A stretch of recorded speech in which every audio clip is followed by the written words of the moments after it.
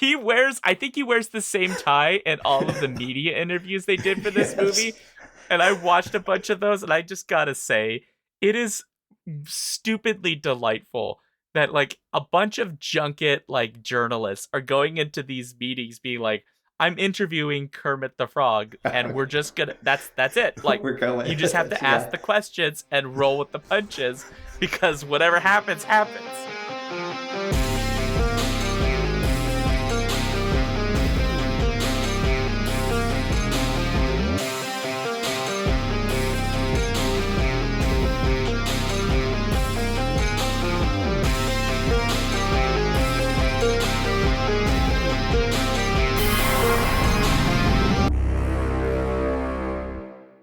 Welcome to the Skiffy and Fanny shows at the movies. I will smack you like a bad donkey, okay? I feel really uncomfortable right now. That's how we begin every show, making Sean uncomfortable. Why are you smacking me like a donkey? That's just not very nice. I'm Sean. I'm Daniel.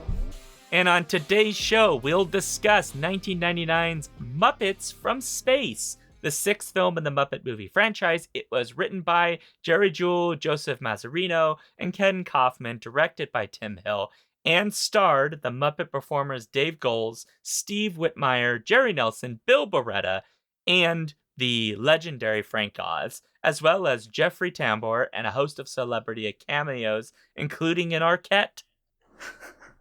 Just one Arquette, or was there another uncredited one? I don't believe Patricia's in here. Okay, or Rosanna? Yeah.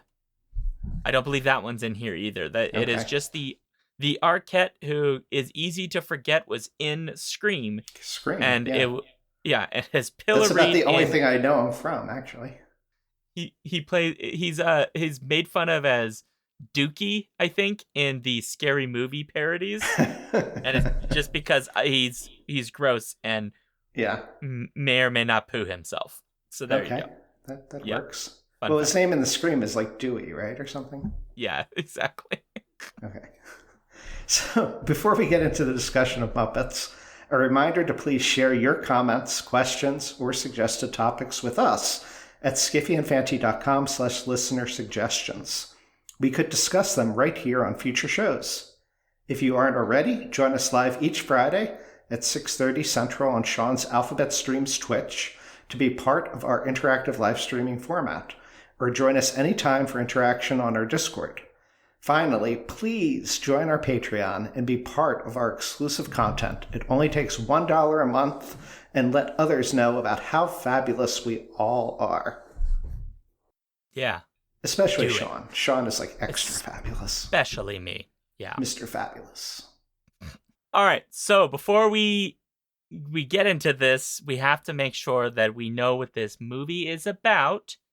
And so Daniel has elected himself the summarizer of Muppets from Space. Daniel, what is the 1999 Muppets from Space movie about? It's about Gonzo discovering he's a Muppet originally from space. That is correct. So Gonzo is depressed because he's feeling unique in the world, a weirdo, whatever, alone. But he begins whatever. He begins receiving communications through his alphabet breakfast cereal that there might be others like him out there beyond Earth trying to make contact with him.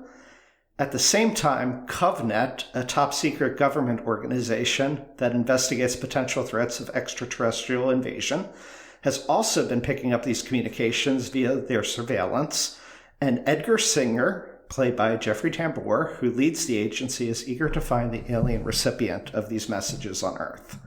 Singer and CovNet get an easy break when Gonzo decides to appear on Miss Piggy's TV news broadcast with a message to send over the airwaves to his potential kin that are somewhere out there.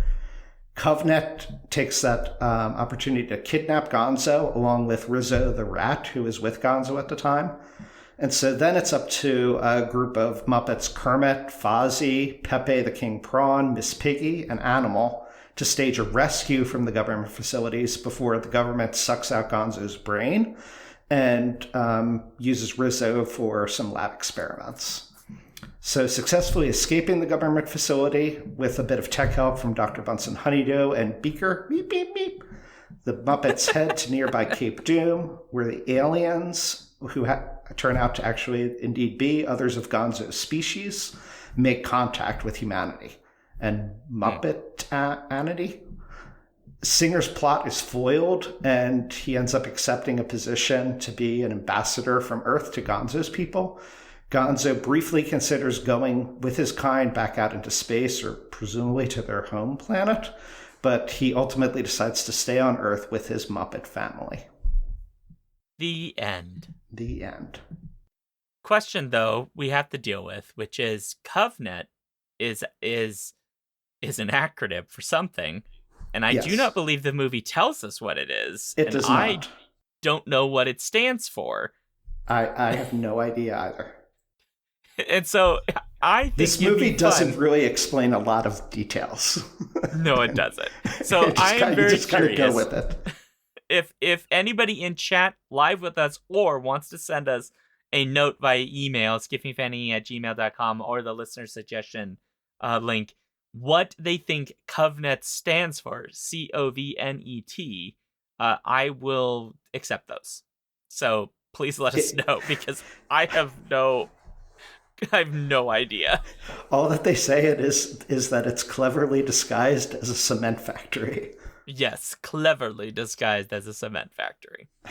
Yeah, it's a very interesting according to the Muppet statement. Wiki, it is currently unknown what COVNET stands for.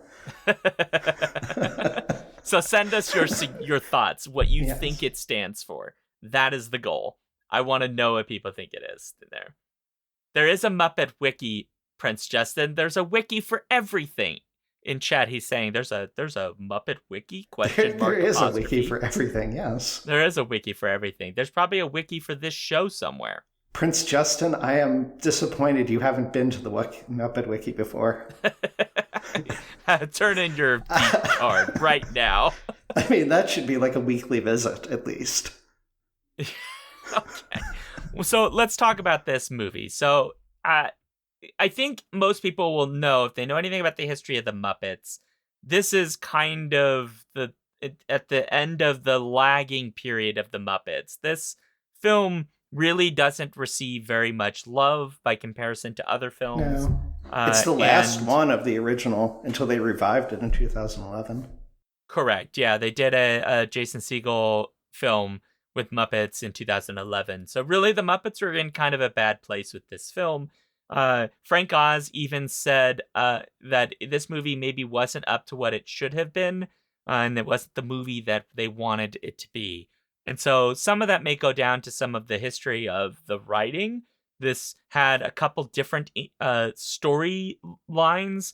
The idea that Gonzo was an alien, that was not actually intended in the original draft, according to Mazzarino. They were supposedly going to get signals actually from episodes of the Muppet show from 76 to 1981. And there was just more to the story than perhaps what we got. The storyline we actually get is basically Close Encounters of the Third Kind reduced down with an element of self-identity as a part of it. Yeah. Which they I play think is homage to that a little bit. Yeah. Throughout the movie. There's certainly a lot of like Steven Spielberg writing. film. Yeah, and there's a lot of like references to science fiction movies, including Spielberg movies, Independence Day, certainly some Men in Black references, right? Star a few Trek. other.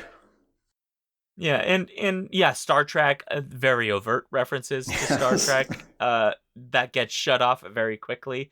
There's even a Contact reference and so on. There's a lot of interesting writing bits, but certainly this is a film that wasn't as well received. In terms of reception, it's got presently a 63% on Rotten Tomatoes, which is probably to some degree some historical revision in terms of reappropriating. Roger Ebert gave it 2 stars out of 4, and he said, maybe Muppets from Space is just not very good and they'll make a comeback. I hope so, because I just don't seem to care much anymore. Which actually, that last sentence is maybe the most cruel thing he said there. So there's certainly more negative reviews They that were were a bit there. burned out by this point. Yeah, a bit. And As Rainbow Warrior notes, trying to like catch up with the 90s in large respect. Because yeah, they're, and the heyday was the 70s and 80s. And then in the 90s, they weren't really predominant anymore, but they were trying to be hip and cool. They kind of developed new characters, but never really got into the zeitgeist. yeah, and it's probably worth noting that by 1999, really, it's not Jim Henson's Muppets anymore. It's not even Henson's Muppets by this point. Rainbow Warriors noting in chat, Jim died in 1990, so 9 years prior to that, and Gene had just died prior to this film. So there is an element of there is like a new era that should have been coming, and maybe they hadn't quite figured it out. There was already a decline, and then they made this. I don't think this movie is as bad, but it does lack some of the magic that something like Muppets. Gene Siskel had just died, is what Rainbow Warrior just means, to explain Roger's review, which doesn't actually explain that to me. Did Siskel like the Muppets more? Well, it's just Ebert. So you just had a review from Ebert as opposed to Siskel and Ebert. Oh, got it.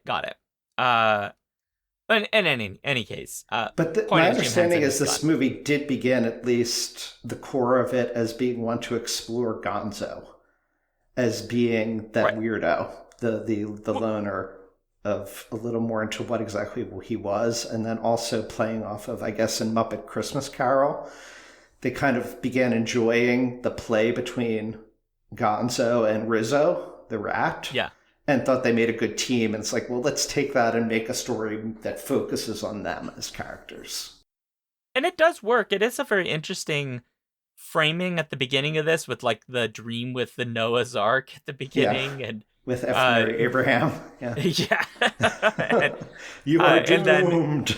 You're doomed. Yeah, because he's alone, right? And he keeps having these nightmares of being alone. And I like that the story fundamentally is about Gonzo trying to figure out who he really is from an ancestry perspective, right? Because he's the only one that looks like him. There aren't any others, right? And everybody just says you're a whatever, and that's like a running joke from old Muppet time. And I think that's an interesting story, and certainly the story punctuates that by suggesting that home is kind of where you make it, not necessarily what's given to you. And it's clear like this is a found family thing, that he has found family with all of the other Muppets. That's where his home is. He belongs here. And I like that. It's a very nice message. It's very Muppetsy messaging. It's very heartwarming and heartfelt. I think the biggest issue with this movie is just there are moments where it feels like they haven't quite figured out how the scenes are meant to work. There were moments of like, there should be a backing track here, or there should be something lively happening here, but a scene kind of drags a little bit, where something's happening, but it's not the most interesting part. The most interesting part has already happened, which is like them going through the house, right? And like there's all the Muppets doing all their thing. There's a musical number with She's a Brick House, like all of those kinds of things. It starts great with really a classic Muppets vibe to it. Yeah, lots of like lofty music with the Noah scene. There's a lot of energy, and then it kind of dies down. And I think that's like what is missing there is that there's like something joyful that's missing that the Muppets do really well. Even when they set up a plot point, there's a tonality that I think is missing from when Gonzo is reading these messages. It's sort of treated kind of straight.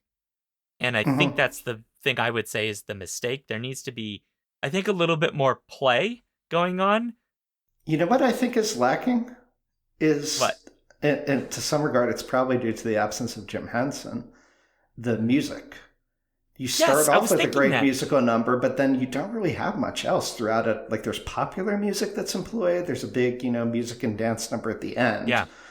The background's quiet. It's lifeless. The background is quiet. And like if I think back to the Muppet movie, the original, all the movies of quiet introspection and seriousness, they're either broken up by some kind of absurd humor moment, or when you really need to make that sort of Yeah. emotional, deep moment, it's cast in Rainbow Connection.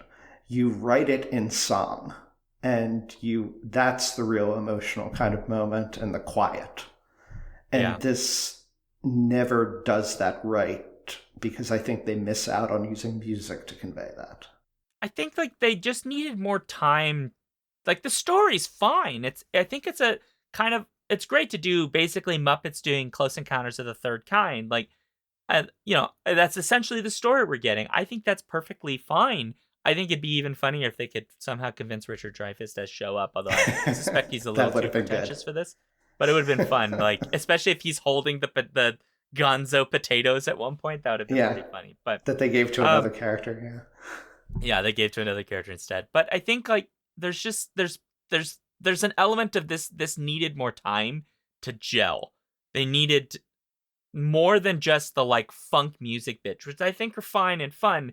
They needed probably a couple of original songs, which they originally had written or were attempting to write for this, and that effectively just got out. So they had a song that they did write called "Eye to the Sky."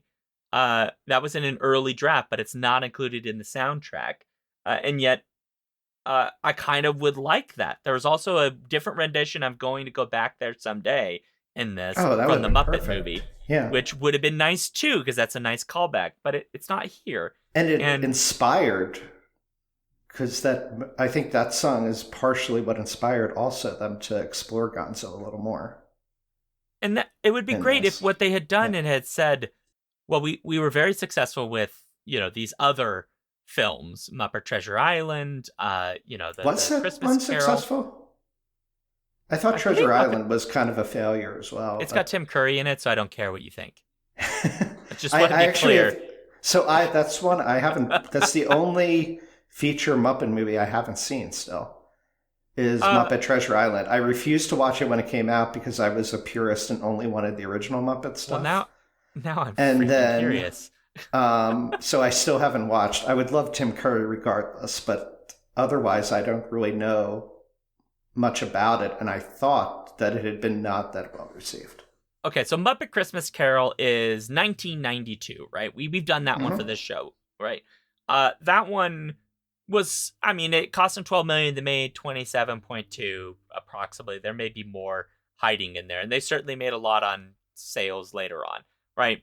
Uh, Treasure Island got 47.2 on a budget that is not written here for me to find. I don't know. I have no idea how much. Okay, okay. Now we got to find out. Muppet Treasure Island budget. What is it on like $5 million. Rotten So it made actually more It made money a than lot. Muppet Christmas Carol. Okay. Yeah. Yeah. This one did not. Muppets from Space definitely didn't. And some of that All is right. Yeah, not Muppet really its Treasure fault, Island has but a 71% on Rotten Tomatoes. yeah. Audience were 77. Okay, so yeah, it did do better. Yeah. Or And is certainly as you considered go better. further back, it's probably worth pointing out that the margins of success are different. Mm-hmm. So they were much more successful when they did the Muppets film in 2011, which cost them 45 mil to make. I don't know why it cost you that much money to make, but sure. And made 165. So considerably more successful. Everything's more This film expensive. actually bombed. I mean, not bombed horribly, but basically had a 24 million budget, made 22.3, approximately. Probably made enough money back over time, maybe from other kinds of sales, or at least the company itself and all the Muppets figures maybe made it up. Um, and in terms of sales of toys and all those kinds of things, because Muppet toys do sell.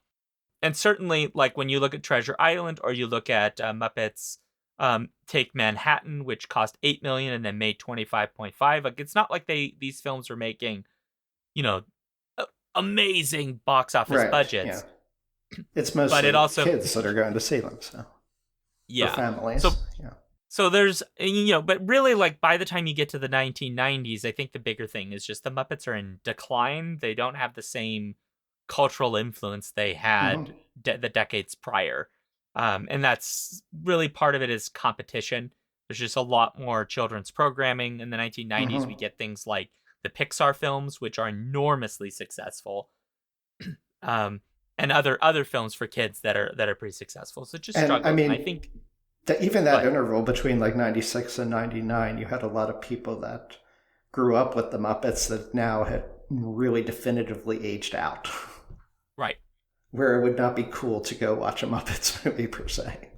And I think, yeah, just something about the way this one is just constructed. Just it has interesting things to say, but it very much feels like it's something made for television rather quickly, rather than something made for the big screen. The big screen, in yeah. a way, the effects are nothing special, yeah. Yeah, and you could kind of see like they had some of the Muppets Christmas Carol charm at moments, right? That opening dance funk sequence has a lot of that opening charm that you get in the very beginning of Muppets Christmas Story. And certainly other moments do too, like even at the ending, right? When the aliens come and they put on basically Celebrate a funk good times. concert. Yeah. Yeah, celebrate good times, come on. Yeah, right. Even that, there's a lot of charm in that. And this movie then there's does just a lot of charm. other moments that don't feel that. Also, I would just say it's a little weird to me, the Muppets, like, a little violent in this one, in a not cartoony, like they're gonna suck his brain out of his head. Well, that's not, I mean, if you think about the Muppet movie, Mel Brooks was going to do similar things to Kermit. Yeah, but Kermit's he was like a Nazi different. scientist, like torturing Kermit. So... in the original Muppet movie. So it's not that. And like Miss Piggy gets like 2, action sequences in this one of beating the crap out of it, which so hold on. One more than normal, I guess, which I was surprised that there were 2 of those. Let's be real. That first action sequence with her, awesome. Yes. It's so fun. I kind was of want that the one when do... she's like, when he's like, I have a black belt 3rd degree, and she's like, I have a platinum belt with no limit. Or... no credit limit. With no credit limit, yeah. That's a joke for the adults in the room. Yes. Well, that's the charm works throughout this movie and the jokes, I think, because there are jokes that land pretty effectively consistently, either pitched towards children or the on heart or towards adults. And I think by and large, the jokes work really well in this. I think the jokes mostly do really work well. I think it's the most fun probably when it plays with the references it's borrowing from. Yeah. It's 1999. As long as they're not dated, yeah.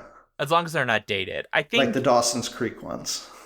Oh, I didn't catch the Dawson's Creek ones because I never watched that show. Either did I, so I still don't get them. I just know Katie Holmes and that guy were in Dawson's Creek and they mentioned Dawson. That's all I know. Oh, okay. Do they sing the song, I don't want to wait for our lives to be over? No. But like, it would be kind of fun. I mean, it's 1999, so maybe a little bit too early to be figuring out the Matrix, but there's a Matrix joke to be made in 1999. It's a little too early, I think, for them to have made that joke. And I think like running with some of those jokes, I think would be, rather than just having them be almost like cameo moments, might make that work a little more effectively. And then I think playing up the emotional component would also be really useful. Oh, yeah. For too much of it, I think that Gonzo is treated as his whole alien thing is just a joke. And the whole bit about him trying to figure out who he is sort of punted to the side. And I think there's... It historically always has been that. So they're playing to that more and kind of dancing around. But it's his movie. Delving into it here. Yeah, it's his movie, though. Yes, yeah. They should go into it a little more. And they also kind of dance around. They seem to want to use it as an allegory, which is one of the things I found interesting in the film. Go on. I've only seen the movie once before, and I don't remember much from it. But I don't recall having this thought when I watched it before. But there's a few lines, I don't remember the exact lines, that almost seem to be using Gonzo's state of being a whatever and equating it towards individuals who identify differently, whether that be in terms of gender or sexual preferences. And he even has a comment at one point. He's like, I realized that this wasn't a choice in my life. I was just born this way, effectively. Yeah. And so they're kind of like dancing around that and in typical 90s, even late 90s fashion, not really getting into it. Yeah. And similarly, there's a really nice scene where it might even be the same scene where Kermit's response, and I thought this was one of the best moments of the film, very true to like Jim Henson's portrayal of Kermit and the Muppets always, where Kermit basically says, it doesn't matter what they think or what they feel. Gonzo is important to them and his feelings matter. And what he considers, when nobody else believes him about the aliens, I think that's what it was in reference to. Kermit speaks about how it doesn't matter whether they've experienced the aliens or not, or seen messages in their breakfast cereal. They love Gonzo, and they're going to support him, even if they don't see evidence of this stuff, because of the importance of him in their lives. They're going to support him and help him in his goals and what he's trying to do. And I thought that was a really good moment. Yeah, I think there is a moment where Gonzo, not in this movie, but in something else, I think goes by a like a men and women's bathroom to like a whatever bathroom. And so some people, I guess, have interpreted that to say that Gonzo is non-binary. I would say that perhaps Gonzo just defies description because he also is in love with a chicken. So, so there you go. Which I was disappointed we didn't have more Camilla. Camilla's not in here very much. Just some brief moment. Although there's a bunch of chickens being given like almost like a funker size, like jazzercise, but funker size, like dance, like like workout routine basically, which is cool. And my wife noticed she is on his tie as well. That he's wearing that's right. At the end of the movie. But anyway, I think he wears the same tie in all of the media interviews they did for this movie. And I watched a bunch of those, and I just gotta say, it is stupidly delightful that like a bunch of junket like journalists are going into these meetings being like, I'm interviewing Kermit the Frog, and we're just gonna that's it. Like you just have to ask the questions and roll with the punches because whatever happens. Which I just really love. And then you had one like I saw where it was like a 9-year-old girl was interviewing 3 of the Muppets, Gonzo, Peggy, and Kermit, and I'm just like, this is too adorable. It's too adorable. Anyway, I'm sorry, but you should go watch those. They're up on YouTube, and it's just a lot of fun. And yeah, Rainbow Warrior is saying in chat, Carol Burnett said, when you talk to Muppets, it is real. They are real creatures. And I actually saw an interview with Frank Oz from, I'm guessing the 80s. It was quite a while ago. Some talk show, I don't remember, where he had Cookie Monster and he was like interacting and he was trying to point out that like people, that everybody else doesn't have a problem, even as adults, just like losing themselves once the puppet goes, right? Losing themselves in it. And he like just immediately was like, like, and the guy gave Cookie Monster a cookie. And when I didn't even think about it, I just did it. And Frank Oz is like, yeah, like the point is like you forget that the man is there and he's saying it's as Cookie Monster and they're all watching Cookie Monster and not even though you can see him. Like Frank Oz's mouth is moving. He's not doing ventriloquism. It's just the puppet is so animated and alive. And then I love the part in this interview where they're like, okay, can I just talk to Frank Oz for a minute? And Cookie Monster says, okay, I'll go take a nap. And then he like flops it and then he puts his own arm over it so they can talk. It's hysterical and really funny and very cute. And I think every human that works in these films, most of them have said like some version of what Rainbow Warrior is pointing out, which is like, you kind of forget that you're not acting with, like it's not real. The thing is not, you kind of forget it. Like even Michael Caine in Christmas Carol, Muppet Christmas Carol, like took it very seriously. And I think at times you can just tell he is not fully aware that there's like a person underneath this thing. Yeah. I've always, watching the movies, I've always kind of felt whenever the actual humans show up in the cameo roles, like they're the weird puppet-like ones. They're almost the ones that I'm like, wait, why are you here? or even when the Right? Muppets are interacting with them, the Muppets all in their world seems more real to me than the humans that are in there. Yeah, It's it's like, actually why, like, astonishing. Because yeah, like they did a really good job with that fight scene you mentioned, right? With Miss Piggy, where yeah, she's fighting oh god, what is his name? Is it I kind of I think recognize his face. it's Joshua Charles, who Okay. is I think best known for Sports Night, if I'm correct, or and I guess also The Good Wife. I just looked really quick. It's also The Good Life. Anyway, like she fights him, and I think like we can't really see Miss Piggy's legs for pretty much any of it, right? Occasionally they will show Miss Piggy in full profile, but mostly they don't. And it is so interesting. They do the same thing for him. They don't show him in full either. And that scene, I think, works so well because they're both so animated, and he still feels like he's the one that's weird a Yes. little bit Yeah. because he's a man. I think they do that scene very well, very effectively. Uh, even Ray Liotta in his cameo. Yes, really. It does a great job. Uh, but It's anyway, yeah. this, So yeah. I do think they do a good job of like the performances of the Muppets themselves. But I mean, like, honestly, would we have expected anything else? I mean, it would almost be like, could the only way this could be the worst film on the planet is if the Muppets stop feeling like the Muppets. At that point, like, you would just have to say this feels wrong. It feels like heresy or a violation.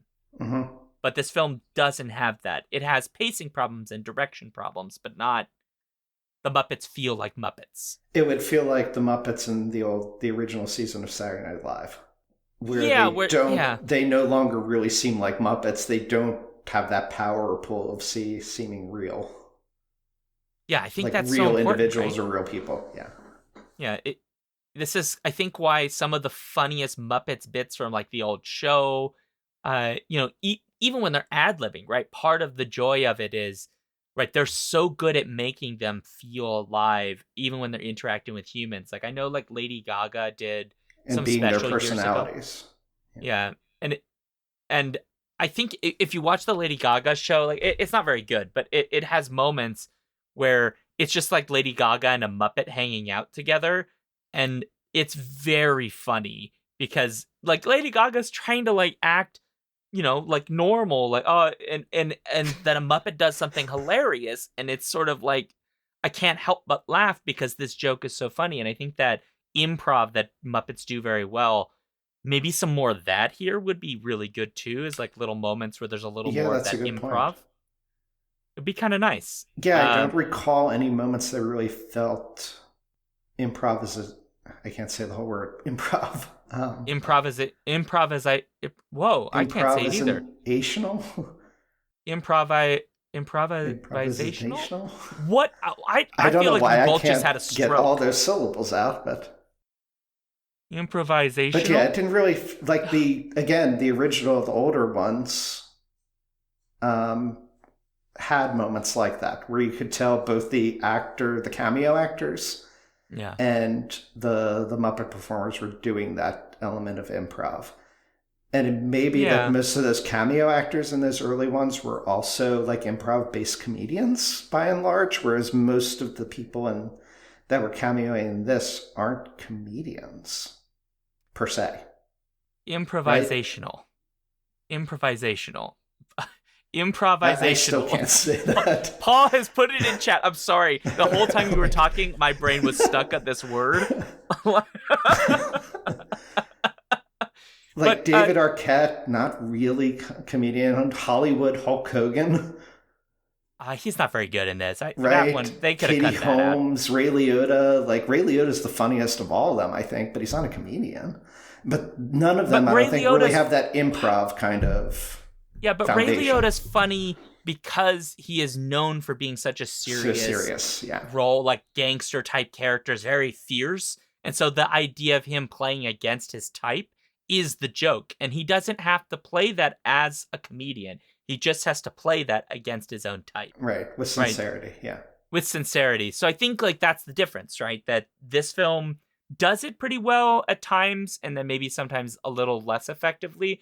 as long as they get the people who are meant to be playing those roles to kind of play against their type, or get them to play something where they can be sincerely in that spot, and give them enough scene with a Muppet where they can, it kind of works. I think the Ray Liotta part, for example, works pretty well because there's enough time of him interacting with Miss Piggy that we buy the interaction. But some of the other cameos don't, No. right? Like they just kind of happen, and it feels like it is a cameo, Right. which in others like Muppet Christmas Carol, right, the human actors are pretty well integrated into the production. It's Michael Caine, right? Like he's the main character essentially. And even other films like Tim Curry is like one of the main villains in that, and he's chewing scenery in the Treasure Island one. So this, like Jeffrey Tambor, I think. Yeah. So, Sean? What do you think about Jeffrey Tambor in this? I mean, other than the controversy about the actor, No, that we now have. that aside. I think he's fine. I think the problem is that Tambor, it's either they didn't give him enough to work with that made him more comical. Yeah. And the things that he has these hang-ups. Like he does not like being laughed at, but for too much of the film, that doesn't really matter. Right. Yeah. Like it comes up They're a handful kind of like times. trying to make him seem like Gonzo, and someone who is, ostracized or an outcast, and has gone through life reacting to that in a different way than Gonzo has, and has never really found others of his kind. But, Yeah. His whole thing is that like people are laughing at him because he believes in aliens and believes that we're going to be, invaded by aliens potentially. And that's about it. It's not really explored much. So I agree. He doesn't have much to go with in this. And it means like his almost redemption at the end just kind of falls flat. It doesn't mean a lot. Like even the bits where he's giving the lofty speeches, like the only time he does that is at the end of the movie, where he's giving like a Star Trek speech, and then he's giving like his own version of Neil Armstrong landing on the moon, which is pretty terrible, and the doors close on him before he can finish it. Right. Yeah. Right. And it just so feels it's almost like of, they're still mocking him. Kind of. The movie is at that point, yeah, right? Yeah. And it's like, but isn't the bit that they find him so entertaining? They find him so interesting, the Gonzo aliens, that because he's like wanting to blow them up and like all this stuff, and they think it's a riot. They think it's hilarious, and they see him as a realizes, fool. Oh, he's like a court jester fool. Right, and then he kind of realizes, oh, I could go to space and do all of this stuff, and then it kind of just like ignores the fact that earlier in the movie they like describe him as like a psychopath, who just wants to murder. Like it's a character that doesn't feel like they figured it out yet. I don't know. I kind of feel like they just needed to this whole movie, they just needed more time gelling all of the narrative components to figure out what the core of this movie is. Is it a movie about somebody who is a bad person and wants to do bad things, who finds redemption, and also a movie about Gonzo who figures out who he is, and who he is turns out who he was all along? He's a whatever who is distinct and is loved greatly by his friends. Or is it this something else? What is this movie wanting to really be? My mom's asking in chat because she showed up late. She wants to know if he had his chickens. They were present. Camilla is present. They maybe not significant characters here. No, it would have been nice if maybe the chickens were helping him with this whole alien thing. That would have been nice. But yeah. But anyway, no, the villain in particular was like severely underdeveloped. And if anything, I mean, he wasn't given much in terms of lines or comedy to work with, but he was upstaged by like a fucking bear. I don't remember the bear's name. Do you remember? Yeah. The bear's name is wait, no. Riley the bear or something. No, but like the bear is like given much more of a character arc and much more of a developed like personality. Oh my god, the name than Jeffrey Tambor's character is.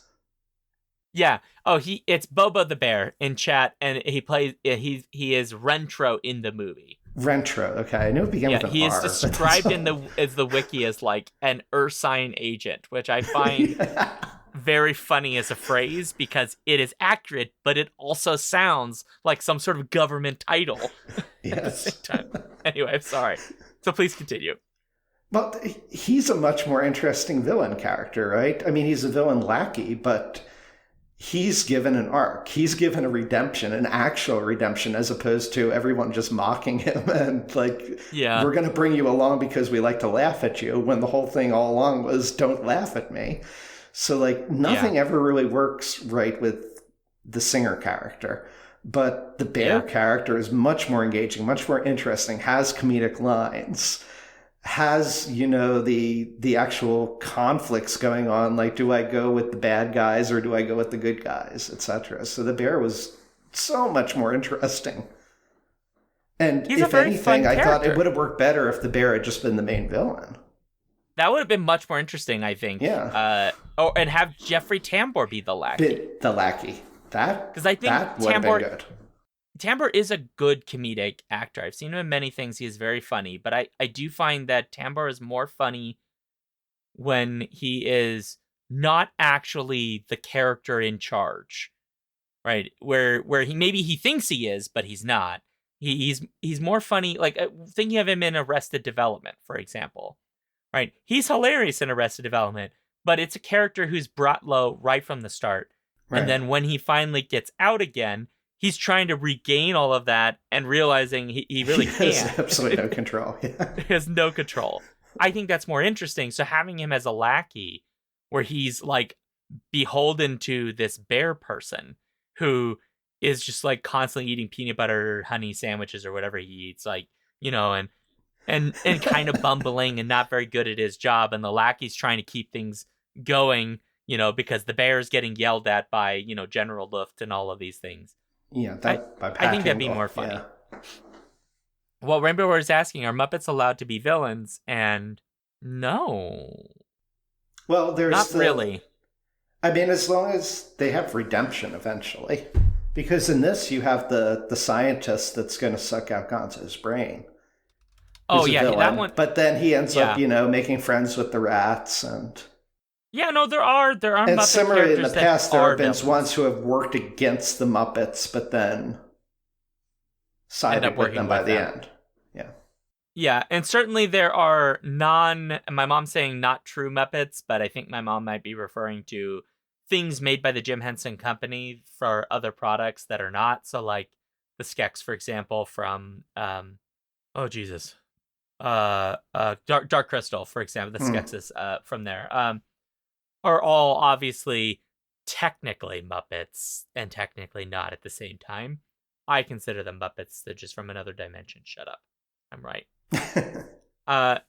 So there is that, but generally they're not really villains. I think you're right though. When they get to be villains, they have to have redemption, or they need to be villains, but not really villains.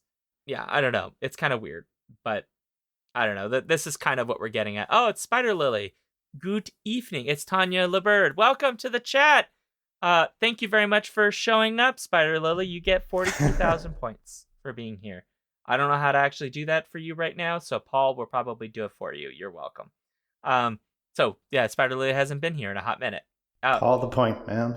You got to give the name Paul in chat. Anyway, Paul will figure it out. So in any case, we were talking about the villain, I guess. And I think we're Muppet villains. Yeah. We're in agreement, though. There was a Kermit doppelganger in the preceding film, Rainbow Warrior in chat says. I don't know. It's a little interesting, I guess, in that respect. So I mean, Sam the Eagle is somewhat villain-esque at times. It's not that he's a villain. He's just stern.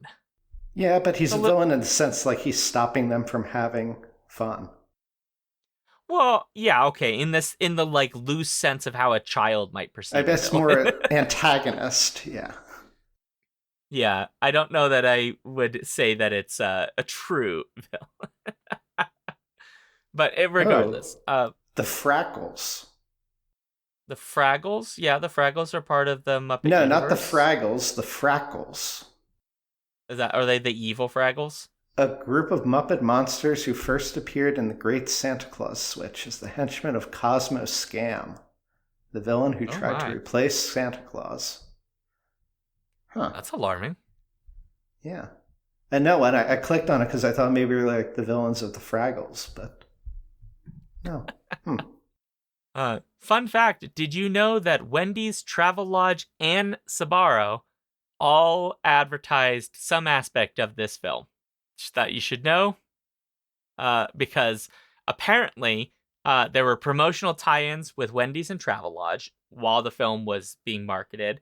And then the home video release, Sbarro actually released a 6-figurine set of Muppet things, along with Muppet pizza boxes and bags. So if you went to Sbarro in your local mall, you would have got some Muppet stuff.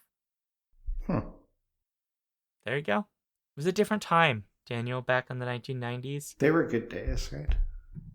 Yeah. Paul says, Sbarro, where you go when you want to hate pizza. I mean, I don't go to Sbarro because I think the pizza's that great. But then again, I'm not from New York like Paul in chat. Well, specifically Paul's from Staten Island, which is not really New York. So you're saying you've just never actually had real pizza, Sean?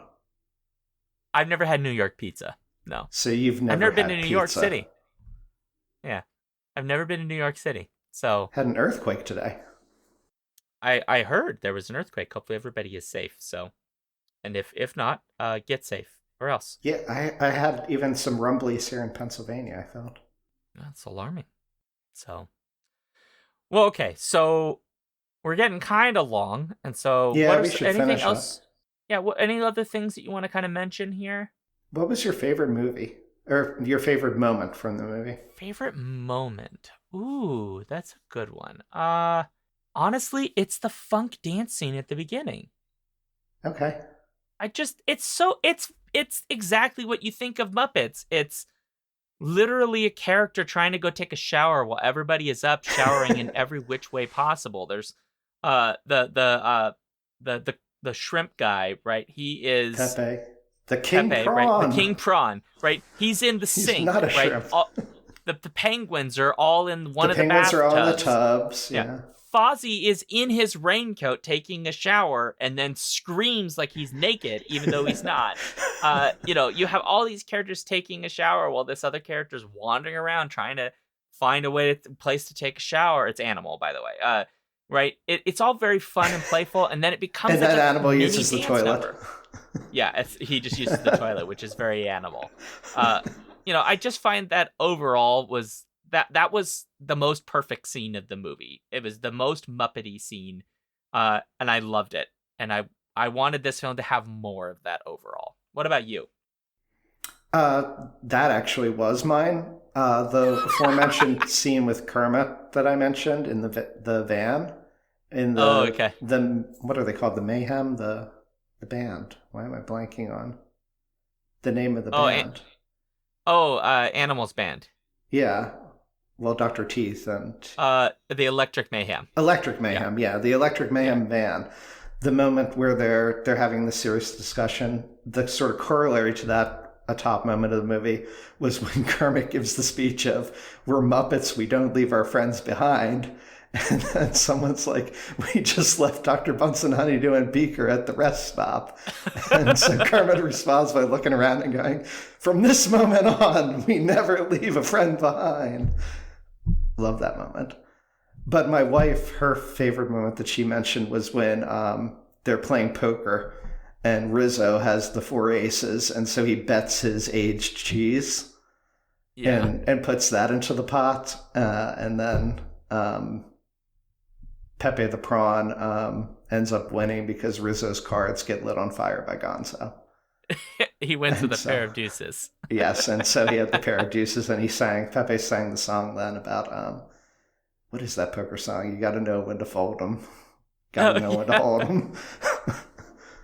Pepe does have a lot of good moments in this, I will say.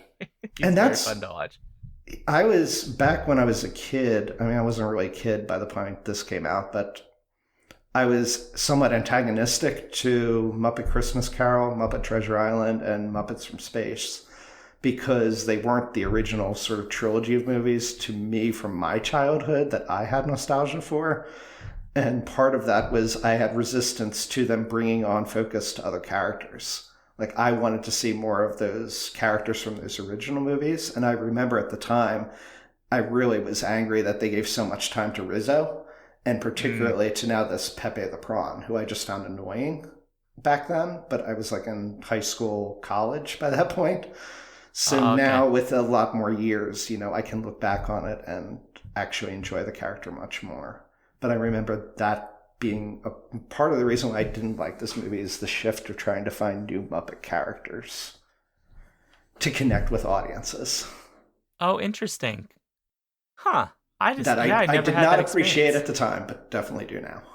Okay, interesting. Okay.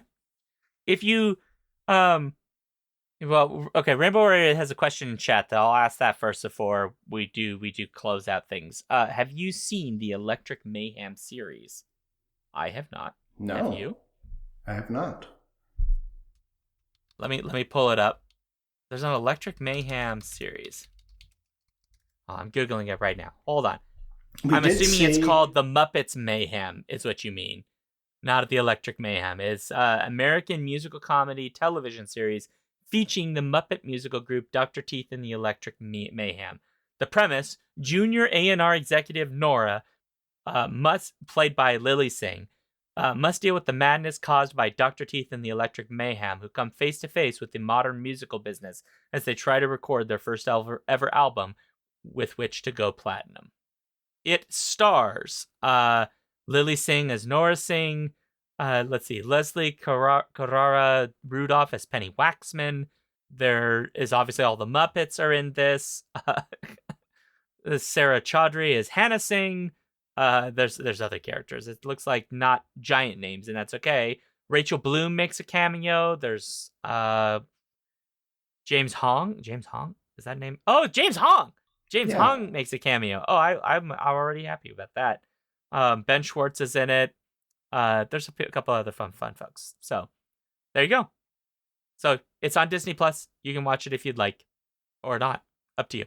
Well, anyway, Daniel, if you had to grade this movie, what would you grade this movie? I didn't know we graded at the movies. We do. We stopped doing it Oh. but I'm gonna make you do it because I know that you're judgmental because you write book reviews. Because I'm a professor. Yeah. I would probably give this a B minus. B minus. Okay. Yeah. That's fair. In chat already, we got Rainbow Warrior who said B plus. If anyone else would like to rate this movie, please do so in chat. You Or can if also there are any email other us. questions from chat Or other before questions we close out. Yeah. For me, I probably also put it like a B minus somewhere in there. I think for a lot of the reasons we've already kind of described, it has a lot of fun parts to it. It isn't to me like Muppet Christmas Carol, which I think is the best Christmas Carol movie ever made. It's just, oh man, I love that movie. It's my mom is in chat. My mom will know this, but we had the I see Paul saying I'm saying my thing about my mom. Let me talk about my mom. So we had it on VHS, and you know what VHS tapes were like back in the day, Daniel, because you're old enough to remember VHS tapes. I still But have it came in, VHS you know, tapes. that like kind of big plastic. Oh, the poofy one? Kinda, yeah, like almost like the Disney box plastic. Yeah. Yeah. And I remember we used to watch that quite a lot, the Muppet Christmas Carol. It was a really good one to watch. So if any of you out there have not seen A Muppet Family Christmas, I also highly recommend that. It was never released to any kind of home video that I'm aware of. I don't have Disney to know whether it's available on that, but I think we watched it on like YouTube or something. But was really enjoyable and good. It involves Fozzie Bear surprising his mother on Christmas Eve, bringing some of the Muppets to her farm to celebrate Christmas, and like slowly like more and more Muppets show up, and it ends up bringing together all the Muppets from the Muppets as well as all the Muppets from Sesame Street plus all the Muppets from Fraggle Rock all into the house, effectively into the small little house. So a lot of it reminded, it's basically that opening bits of Muppets from Space in a Christmas theme for the whole entire movie. And so it's a really good special. And it also, I was reminded of it because it has a good series of song numbers with the Electric Mayhem in it as well. That's fantastic. So there's a question in chat, which is, what is your single favorite scene from any Muppets movie? And that comes from Paul. Daniel, what do you think before we close out here? Give me a second to think. I know mine. I'll just say mine. Yeah, do yours. The entire opening of Christmas Carol. That opening sequence with the songs and all the people dancing and all of it. That whole bit, I love it to death. It's one of my favorite scenes of any Muppets, anything. Otherwise, it's Pigs in Space. The whole thing. Because you give me Star Wars and Miss Piggy, I'm in. When I was really young, I remember absolutely adoring Sweetums, the really big Muppets character in the Muppet movie when he's chasing after the car when he decides that he actually does want to join the Muppets and he has his bags. And I love the callback throughout the movie of him continuously like trying to catch up to them, chasing after them. And also the climax to that movie where you have the giant animal that faces off against Doc Hopper. I absolutely adored that. That's adorable. Prince Justin has been kind enough to gift sub to Rainbow Warrior 71, who may at this point need to refresh his feed. Although we're about to close out, so that may be somewhat irrelevant now. But next time you come, still could be ads. Yeah, Rainbow Warrior will be able to see without ads because I put ads back on and because I want to be rich and a millionaire. And so there you go. Paul is helping me by bankrupting himself. Thank you, Paul. Okay, Daniel. Well, I think we gotta close out the show, yeah? Yeah, we got a show. Thank you very much. Boop, boop. All right, folks. And people can blame me for adding this movie to the possibility for at the movies. I forgot to mention that earlier. And ultimately, though, the blame goes to Prince Justin, because he is the one who actually picked this for us to watch. And then chose not to be here, you bastard. Yes, exactly. He had no idea he was doing that when he did the picking, but nonetheless, he did pick it. Well, for folks at home or live with us right now, if you'd like to let us know what you thought, please go to skiffingfanty.com/listener suggestions or skiffingfanty@gmail.com if you would like to let us know what you think about the movie. You want to put a comment out. We'd love to hear it. We have a newsletter at skiffingfanty.com/newsletter, and we're on pretty much every social media platform as @skiffyandfanty. Easy enough to find. We have a link tree, linktr.ee/skiffingfanty, where you can find all of that. Patreon.com/skiffingfanty is where you will find how to support the show. $1 gets you access to our Discord. We do lots of fun stuff there. And I would love to do more fun stuff with people, including very soon doing our Torture Cinema live watch, which everyone can come to on Monday. Yeah. The whatever day that is. It's like the last Monday of the month, I think. Do we have a film for that yet decided? No, it's cold. Okay. The theme is Cold War films. That's it. But the winner will be decided on Monday after this recording is done. So it may already be done by the time people get it. So please do that. And then we also need people to review us on, iTunes, CastBox, Good Pods, Podchaser, basically everywhere, and tell folks about the show. It's hard to find people if you don't have a money to pay for a producer and a marketing budget. And we need an army of minions. So we need minions. Delicious, crunchy minions that are good with ketchup. Yeah. Daniel's getting hungry right now. So there's that. Also, I will just say very casually, before I shut my mouth in a hot minute, if you are a fan of the show and you are a writer, creative, fan, dork, weirdo that is at least weird in a way that is, appropriate for most audiences, we're always happy to bring on guests of the show for the show. We do all kinds of stuff. If you'd like to pitch something to us that you think you'd like to be on, then please do. We do book stuff. We do movie stuff. We do Torture Cinema stuff. That one's for funny people, so you have to be funny. Or you have to be the one straight person on that. So I can't have you and Daniel there because that's not going to work. Or you and Paul, because Paul is also a straight man. So not sexuality straight. We're talking comedy-wise straight. Calm down, people. But anyway, there's that. So please let us know. We'd love to bring folks on. We're also very happy for suggestions for diverse media. So there's a lot of stuff out there that is worth watching or reading that is by a variety of people around the globe. We want to try to highlight as much of that as we can. So there we go. So there's that. I'm at SeanDuke.net. My Linktree is Linktree /Sean Duke. And I have a Patreon at The Joy Factory, and I'm here on Alphabet Streams on Twitch. I stream Tuesdays, Thursdays, usually at 7 p.m. Central, and then Skiffy every Friday at 6:30 p.m. Central. And that is enough of my mouth moving. Daniel, your mouth moves now. You can find me at Reading 1000 Lives on Blue Sky. That's 1000 as in 1000. And my reviews on the Skiffy and Fanty blog, reading1000lives.com, again the number 1000, and elsewhere. Perfect. I'm not going to make it awkward, because this is the Muppets, and that's awkward enough. May the microbes be with you. Ew. They are with me, because they're inside me, Daniel, right now. With you in your soul. I don't believe in a soul, but sure. Do you think if there was a soul, the bacteria would be involved in that too? Yes. They're involved in everything. They're even involved in the Force, so they'd be with you like the Force is with you, right? Are you saying that midi-chlorians are bacteria? Yes, of course they are. That was the whole point of them, of course.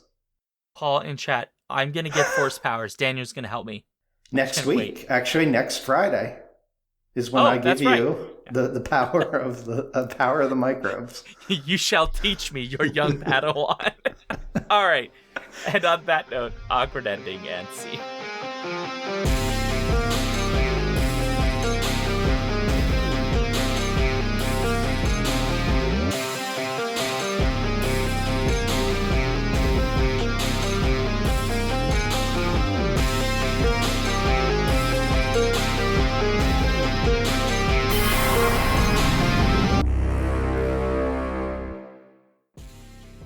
If you want to support this show, you can go to patreon.com/skiffyandfanty or skiffyandfanty.com, our website, where you can get access to all of our fancy things. Our music comes from Holy Mole. You can support him and his work at patreon.com/holymole. Thank you for listening.